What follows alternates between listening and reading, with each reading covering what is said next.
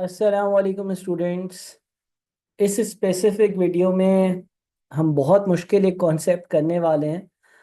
और risk management का area काफ़ी कॉम्प्लेक्स होता है, डिफ़िकल्ट होता है। मैंने कोशिश करी है कि मैं चीज़ों को सिंप्लीफाई कर कर तोड़ तोड़ कर पढ़ाऊँ। लेकिन इस वीडियो में जो हम कॉन्सेप्ट डिस्कस करने वाले हैं ना, वो कंपैरेटिवली बहुत इम्पोर्टेंट भी है और आपने बहुत अच्छे से देखना है। इस वीडियो को पॉज कर कर कर देखिएगा। और इससे पहले मैंने एक बेसिक फीचर्स वाली वीडियो बनाई है, उसके बाद ही ये देखिएगा।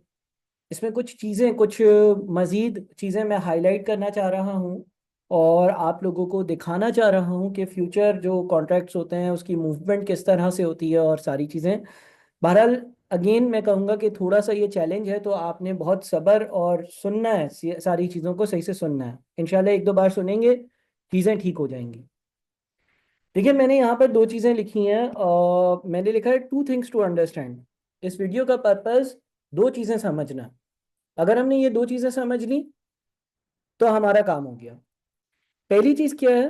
पहली चीज़ है spot rate and future rate move in same direction.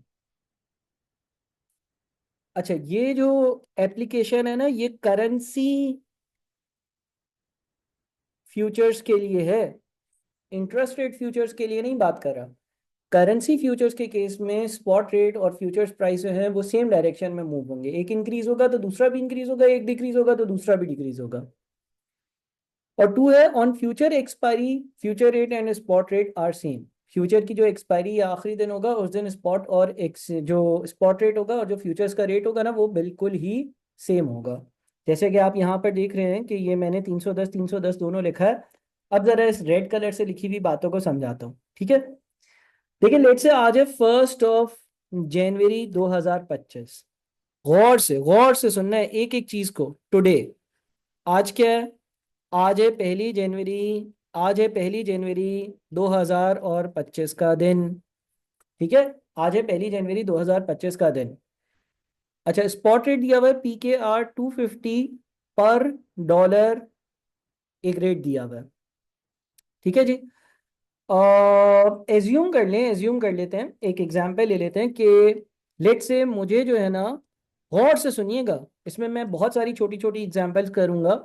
Late से मुझे पेमेंट करनी है $1 की। $1 की पेमेंट करनी है 1 फेब वाले दिन। 1 फेब वाले दिन, 1 फेब वाले दिन मुझे $1 की, $1 की पेमेंट करनी है।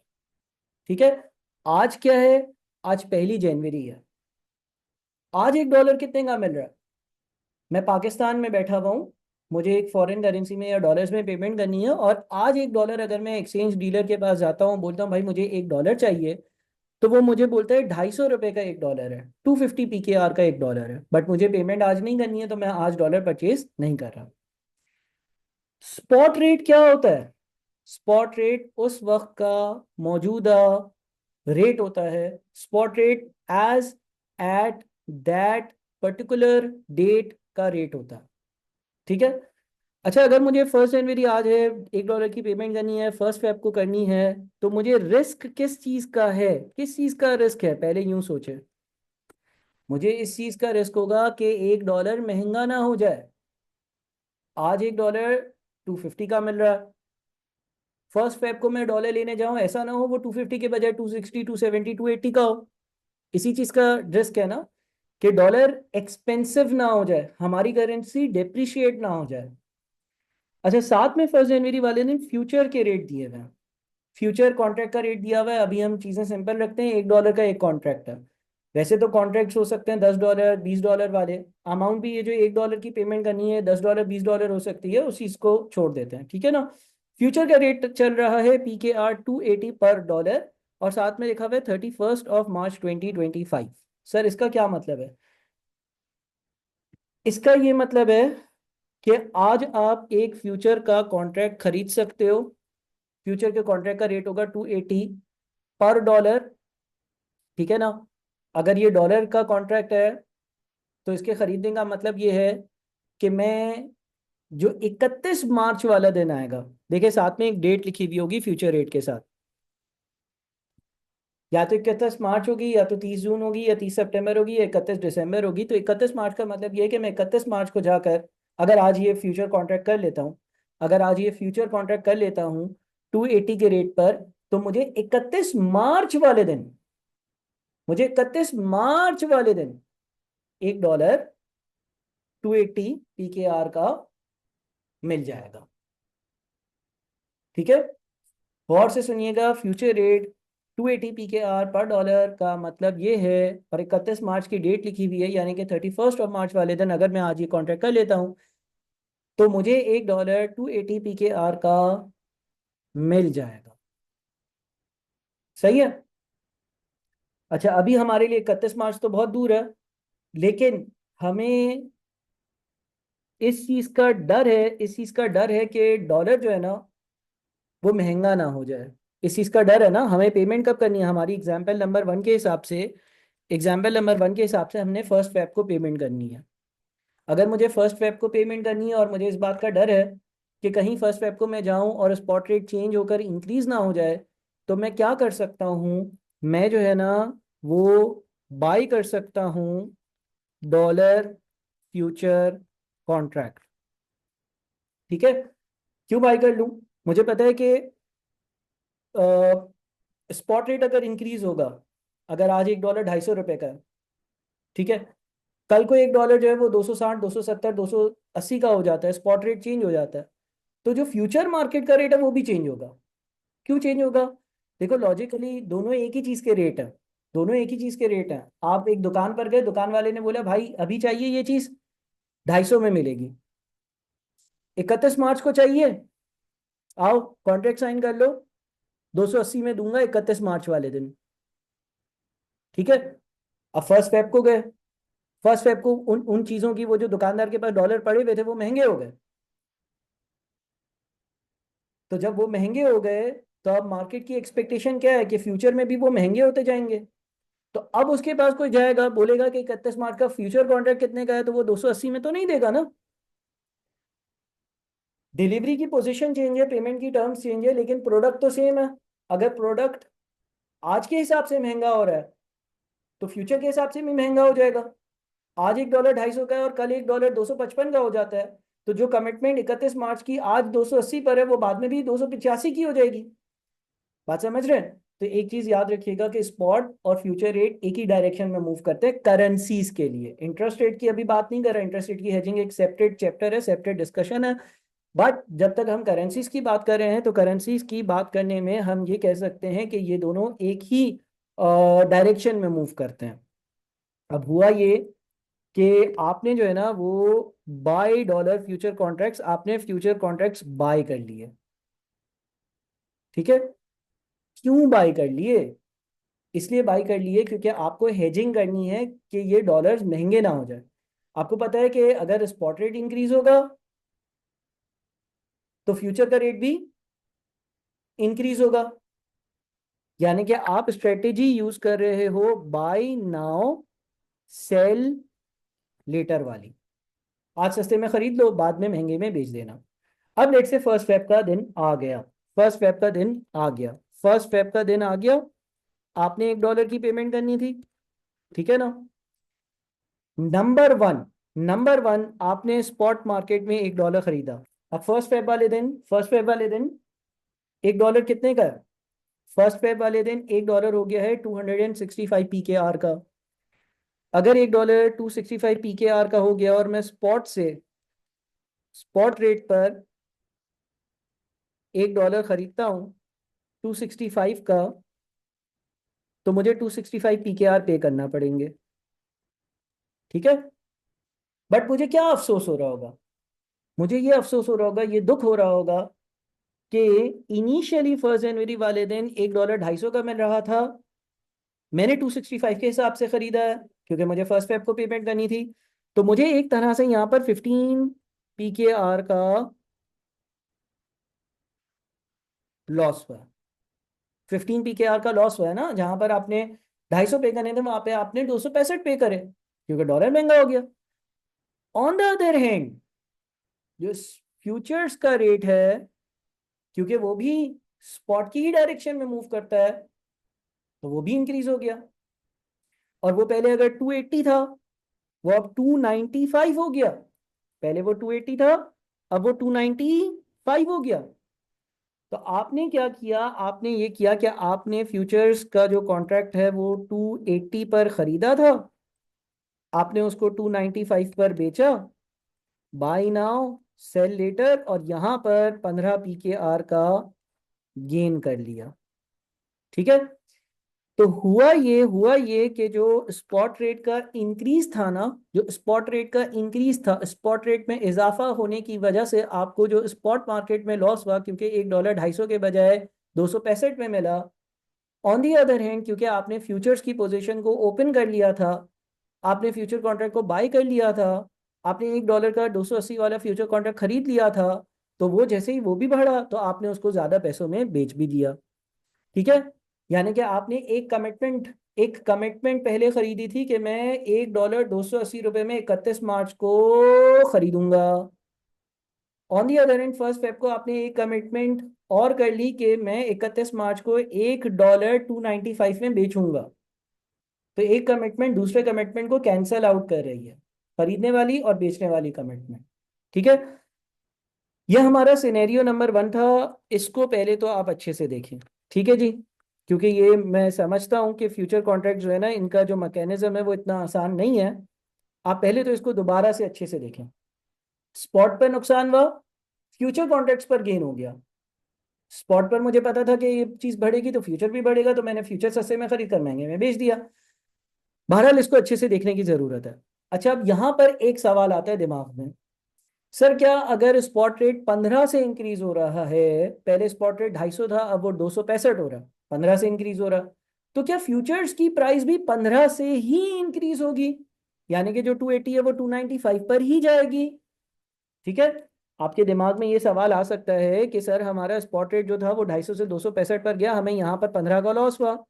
आपकी एग्जाम्पल के हिसाब से फ्यूचर की वैल्यू भी 280 से 295 यानी कि 15 से ही इंक्रीज हुई। यानी कि यहाँ पर जितना आपको ऊपर लॉस हो रहा था वो नीचे वाले गेन से कैंसल आउट हो गया, और आपने चीजों को हेज कर लिया था। लेकिन क्या वाकई में हमेशा ऐसा होगा? तो इसका आंसर है नो।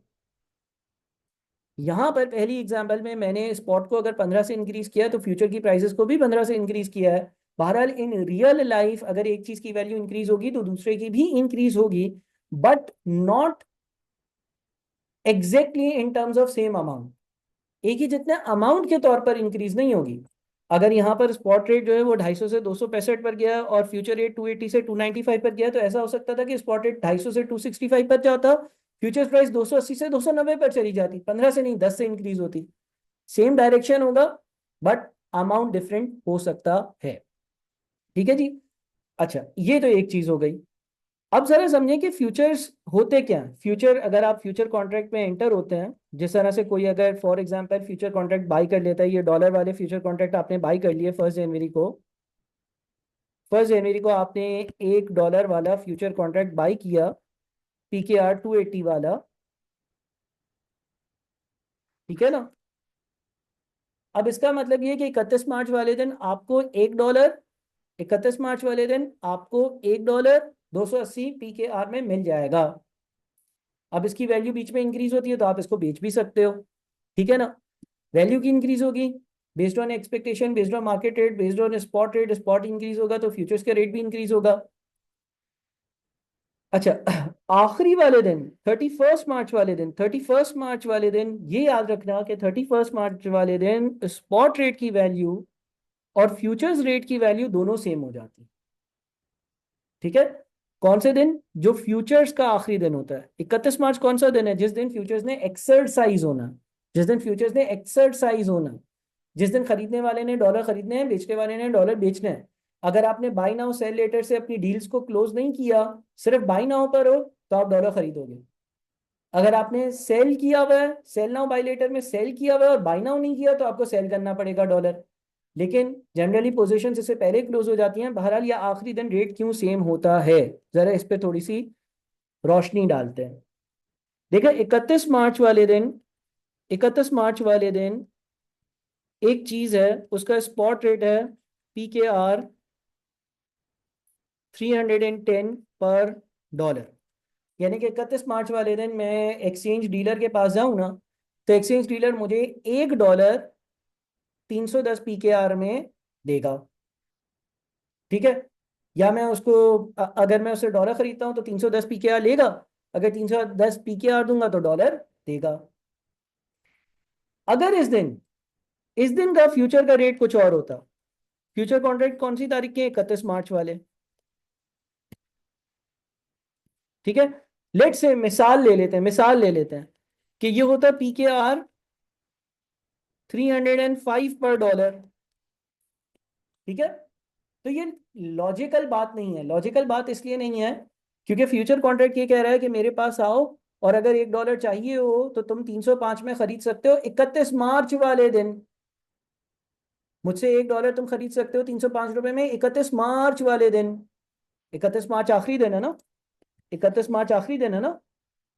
जो आपका फ्यूचर कॉन्ट्रैक्ट है वो मार्च का कॉन्ट्रैक्ट है, और मार्च के कॉन्ट्रैक्ट का मतलब होता है 31 मार्च वाले दिन आप $1 फ्यूचर के रेट पर खरीद सकते हो। अब मुझे एक बात बताओ कि इस दिन का अगर फ्यूचर की मार्केट का रेट डिफरेंट हो और स्पॉट का रेट डिफरेंट हो तो लोग क्या करेंगे? लोग तो अनलिमिटेड गेन कर लेंगे। फ्यूचर मार्केट में जाएंगे, फ्यूचर मार्केट में बोलेंगे कि भाई हमें डॉलर बाई करने का कॉन्ट्रैक्ट चाहिए, हम आपसे जो है वो एक एग्रीमेंट करते हैं कि 31 मार्च वाले दिन आप हमें $1 305 में दोगे, यहां से खरीदें, स्पॉट मार्केट में जाकर 310 पर बेचें। तो 305 का खरीदा, 310 का बेचा, 5 जेब में। वापस से 305 का खरीदा, 310 का बेचा, 5 जेब में। वापस से 305 का खरीदा, 310 का बेचा, 5 जेब में। तो ये बड़ी इलॉजिकल सी बात है, ये बड़ी इलॉजिकल सी बात है। ठीक है ना। जो आखिरी दिन होता है ना उस दिन स्पॉट और फ्यूचर्स रेट एक दूसरे के बराबर हो जाते हैं। इन दोनों का डिफरेंस जो होता है ना वो खत्म हो जाता है।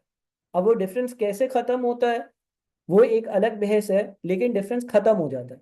देखो ना, ये इसी तरह से एक दुकानदार आपको बोल रहा है, लेट से आज 1 जनवरी है, आज 1 जनवरी है, दुकानदार आपको बोल रहा है आज $1 चाहिए, 250 में दूंगा।